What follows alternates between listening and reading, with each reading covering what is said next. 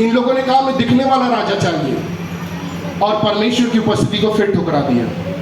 वो पिता है, उसने कहा ठीक है तुम्हें दिखने वाला चाहिए, यीशु मसीह के रूप में वो खुद इमानुएल परमेश्वर हमारे साथ, वो दिखने वाले राजा के रूप में हमारे मध्य में आ गया, सलीब पर चढ़ा के फिर उसकी उपस्थिति को ठुकरा दिया।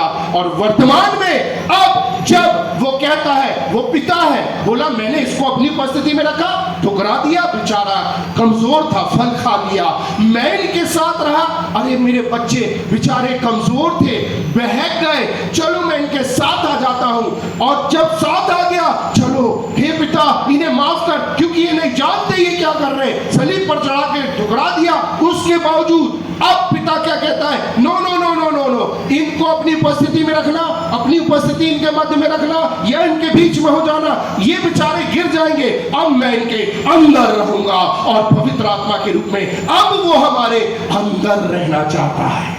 हालेलुया। और यहां सबके पास है, सिर्फ मैं अगर बोल रहा हूं रियारा संदरा खरारा बहुत सुंदर की ना, ये मिथ से बाहर निकलो।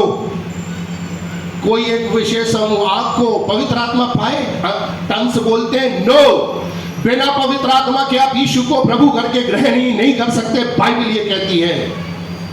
ये उसके वरदान है, ठीक है, पवित्र आत्मा का। और मैं आपको क्यों गारंटी दे रहा हूं कि आप सबके साथ पवित्र आत्मा है, क्योंकि आपने यीशु मसीह को ग्रहण किया है, आपने यीशु मसीह के नाम का बपतिस्मा लिया है, और जिसने यीशु मसीह में नया जन्म लिया है, अब वो नहीं रहा, लेकिन वो यीशु मसीह की प्रॉपर्टी है, क्योंकि यीशु ने आपको और मुझको अपने खून से खरीदा है। और जो कोई यीशु मसीह की प्रॉपर्टी है, पवित्र आत्मा उसके साथ है, उसके अंदर है, और उसमें काम करेगा।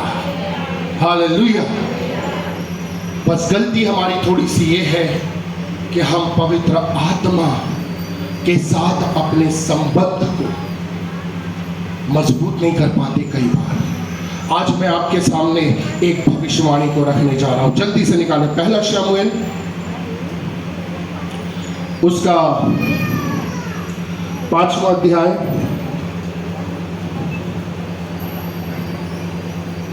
और उसकी पहली आयत से पढ़ें।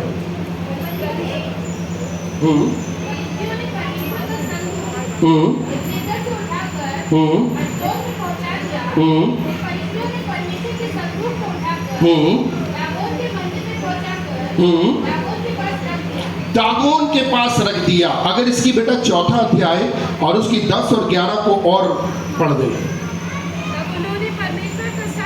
तब उन्होंने परमेश्वर का संदूक हाँ हाँ हाँ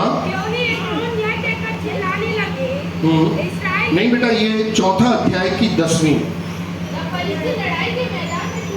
तब फलिश्ती लड़ाई के मैदान में टूट पड़े, इजराइली हार कर अपने अपने डेरे को भागने लगे, और ऐसा अत्यंत संहार हुआ हाँ, और परमेश्वर का संदूक छीन लिया गया। हाँ, अब यहां पर क्या हुआ?